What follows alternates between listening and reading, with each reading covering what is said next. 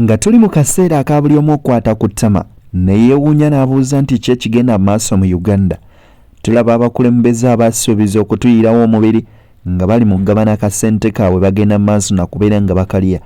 Bannaddiini abandibadde batulyowa emyoyo nga nabo bali mu ntalo zaabwe nga bakaayana. Ne weebuuza nga nze omuntu nzire luddawa okuggyako okwekwasa omutonzi ng'oli munda mu kisenge ekyo, kuba w'oyinza okufunira emirembe. Dr. Joseph Sserwada avuddeyo n'avaamu eddoboozi ku nsonga za Mathias Mpuuga ne banne abagenda mu maaso n'okubeera nga beegabira ensimbi z'akasiimo, ate aliko byayogedde ku lutalo oluli wakati mu basumba. Jjukira nti ono yatwala enzikiriza ya Pentecostal born again faith mu ggwanga Uganda.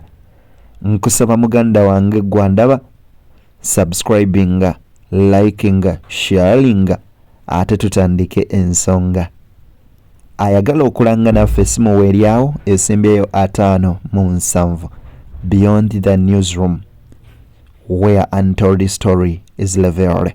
Nzikiriza tusimbulire wano nsooke nkuwa ekigula luggi ky'olunaku luno olwaleero. Kiki ekituleetera okubonaabona mu Uganda? Tubonaabona ki? Butaba na driver amanyi gye tulaga.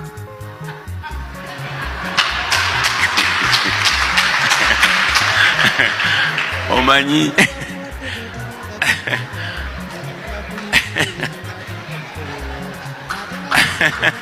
ebirowoozo byonna bye muwulira byabo ababyogera si bya media house. Omanyi kintu kizibu nnyo okubanga olina driver mu motoka yo naye nga tamanyi gy'olaga. Ebibuuzo ng'olina bingi byogera maaso n'okubeera nga weebuuza. Ndowooza akantu akoleka kakolenga ansa olunaku olwaleero. Wamma nzikiriza ekigula luggi tukimaliriza. Kaakati tutandike vidiyo yaffe enkya olunaku olwaleero. Tewalabira subscribinga, kulikinga, sharinga. Bw'olikinga vidiyo etambulira ddala. Mwebale kungoberera. Wano waliwo bannamawulire enkya ya leero benzikiriza nti baagala okuwulira ebiva gye ndi. Ndagaanye okwogera nabo privately. Ekisookera ddala enkola ey'okungwikiriza ne bambuuza ebibuuzo nga bangwikiriza nga ne answers manyi. Waliwo n'omulala gwe mmanyi omu enooli mumanyi bonna bonna mbamanyi. Leero bannamawulire ba luno bonna mbamanyi. Kale kinkoze bulungi leero mbategedde. Bagamba we are seeing so many critics among the opposition political leaders, each one accusing the other of corruption and greed. As the presiding apostle of the born-again churches, what is needed or what should our leaders do to address the problem of what? Of corruption? Mu Bayibuli ngenda kudda mu Luzungu na Luganda mulimu olunyiriri olulaga nti waliwo ekintu ekiteekwa okugatta abatayagalana. Yesu we yali amaze okukwatibwa nga baasuze naye bamubonyaabonya, Bayibuli esomesa nti ke bamutoosinga ne bamujja mu kkooti ya Kayaafa ne bamutwala mu ya Piraato, ne bamujja mu ya Piraato ne bamuzaayo mu Sanhedrin ne bamuzza mu kkooti ezo 3 okwetoola. Obudde bwagenda okuziba nga Piraato ne Kayaafa bafuuse ba mukwano. Bayibuli ega nti ate abataali ba mukwano abaali kumbiranye previously. Kakati nze ndowooza nti bano abatandise okwerumaaluma olwa corruption ekyo si kipya. Kati mutuule wamu mutegeragane mugyewo corruption, kubanga kati mumaze okitegeera ab'ebibiina biri ebiwakanya baali bagamba nti abali mu gavumenti be balya. Kakati gavumenti nesirika becce.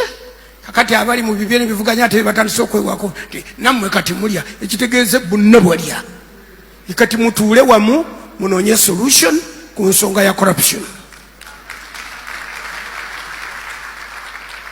mbadde nziramu kibuuzo kya mawulire mbadde siddamu njiri enjiri tugiddamu bulala abamawulire nabo tubaddamu bulala.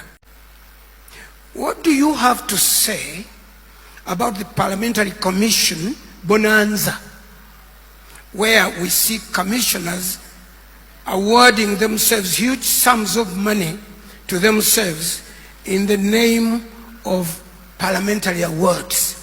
Oyogera ki ku bakungu ba parliament okwegabira omunyago gwa ssente nga bwe kiri bwe tubadde tukisomamu? Tewali kipya. Mu nnaku z'okubonaabona kwa Mukama waffe bwe baamukwata ne bamuteeka ku musaalaba baagabana ekkanzu ye. Ennaku z'amazuukira, ennaku z'okutta Yesu n'okubonaabona n'okuzuukiza Yesu zirimu okugabana amakanzu. Bagira bakyagabana nga ne Yesu bw'afa bw'anaazuukira mu bulamu bwabwe bajja kulekerawo okugabana.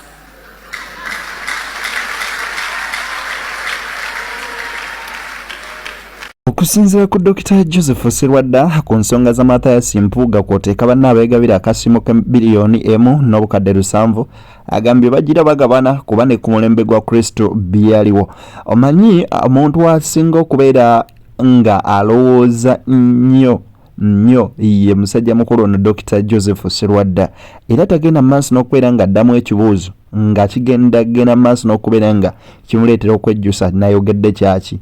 Ye muntu agenda maaso n'okubeera ng'ensonga ze asooka zisengeka. Olaba avuddeyo ku luno n'ayogera ekituufu kiri nti bwe basaala twesabire ennene nnyo, oba oliawo Mukama akyalinayo kyansi gye tuli okutufuula abantu abatuukiridde mu maaso ge. Mu ngeri y'emu agenze maaso n'okubeera nga ayogera ku nsonga z'ogenda maaso n'okubeera nga agatta n'okumalawo obumulumulu obuli wakati w'abasumba gamba nga Robert Kayanja ne Ssennyonga kw'oteeka Bakakande then na abalala, naye nga bino byonna azeemu n'abigatta mu kigambo kimu bibiri. Nzikiriza enkuwe awo naye nkusaba nga sennakakuwa bambi likinga video eno etambulire ddala etuuke ku oyo eyandiyagadde ogenda maaso naye okubeera nga agiraba oba oliawo ng'ajulira. Leka tugabane ate oba oliawo Mukama n'atuweera wamu omukisa. Kanjikuwe wamma weerabire, teweerabira ku subscribinga Beyond the Newsroom. What is your position on the move to reunite all the Pentecostal church leaders to address the problems of conflicts among the religious heads and their followers? Ekisookera ddala mu bulokole teri kavuyo, mwewaayiriza, era tewaliwo effort yonna yakutugatta, sinnagiwulirako. Tewanabaawo kubaawo akola effort eyo. Ayinza okukola ekyo okugezaako gatta abalokole bonna bafuuke kimu. Ye President Museveni akyakigaanidde. Abasiraamu yakibayambako n'atuuza olukiiko lunene olwa Supreme Council n'ab'ekibuli n'abaawa, naye abalokole tabagezangako. Gye bayita Kabwejere Commission yali egendereddwa kugatta busiraamu buveeyo ne mufuti omu, kati balina bamufuti nga 5. Kati ndowooza kyekyamugambisa ati abalokole ate bwe tunayogera okubayuza kiyinza okukola obubi bagira bagenderaawo, naye nga tewannaba kubaawo nkola yonna yakutugatta. Ate simanyi oba tutekwa kwegatta muki, kubanga mu nsi ey'omwoyo ffe abalokole twefaanana. Mutuvunaana okuwoggana, mutuvunaana okusaba ennyo n'ebirala bimutuvunaana. Kati ate oyagala twegatte tutya nga buli gyewoyi kati ekkanisa zajjudde. Ekyokubiri mubadde mutuvunaana nti tuba tuteka abantu bammwe, ate oyagala twegatte tutya? Bonna bwe tututte banajaawo wano era balina okujja gye balazi. So naye effort ezo sinnaziwulirako, zisiina gwe seegatta naye. Zisiina mulabe wange mu kibuga Kampala nga mukulembeze mulina kumwogera, kuba nja mulumba mugambe nti waayi bange nti tonjagala okutandika naddi. Ajja kumbulira ddi lwe yatandika okunkyawa, era yankyayira ki? Sigamba kyalo kyebugerere nembuuza aba yankyayira ki? Ku myaka kwendi okyawa omuntu oli muzaawo ddi? Nze kati buli muntu yenna mwagala bwagazi, sirina gwe nkyawa, na buli agala okunjagala naye ajja njagale era nja kumuwa chance. Nze sikyawa abantu, sirina budde obwo. Wano wali enjiri nyingi, emirimu mingi nnyo ejja church ejja media, ejja Boarding and Faith, ejja Victory Churches. Wano wali emirimu nze ne mukiibi ne ttiimu tetuwummula. Kati tetulina budde ate kufisaawo wadde eddakiika 10 ez'okukyawa omuntu kubanga exercise tunagikola tutya. Akati buli ayagala okumwagala jje n'ayagala okumukyawa ye yaba akyekolera. Ffe tetukyawa, ayagala otukyawa naffe ate situmwesibaako lwa mpaka. Thank you. Ndowooza babadde balinda ebigambo bya dokita okubeera nga mubiwulira byonna ngenze maaso n'okubeera nga mbibawa. Ayanukudde ku nsonga z'abali akasente n'abako byatutegeeza ate era mu ngeri y'emu najja ne wano n'atulambika ensonga obutakwatagana mu basumba na biki ebyonga ekkanisa agambye tebiriiyo kubanga kituufu nga mu mwoyo tekikirizibwa era tekiriyo. Buli omu baitha wamanyi ekyokola ekituufu eitha okukyuka oba okulemerayo naye ng'ensonga entuufu akola atya agenda maaso n'okubeera nga agitegeera. Kakati nno era mmwe abalowooza nti oba oliawo ayina munnabyabufuzi gw'atayagala oba omuntu yenna yagamba talina conflict yonna na muntu yenna oyo Dr. Joseph Sserwada. Lwaki takuuma atakuumira mpeera mubeere bulungi ate tujja sinkana olunaku olulala oba oliawo mu vidiyo yaffe endala mukama bw'anaaba agenze maaso n'okubeera nga atusobozesa. Langa naffe wali eri ku noti 742-651-157 tugende maaso n'okubeera nga tutamuza business kwoteeka n'okusubscribinga n'okulayikinga n'osharinga vidiyo zaffe ate zitambulire ddala nyennyini ddala. Mwebale nnyo mwebalire ddala akuume yoguludene ate tujja kubeera nga tuddamu.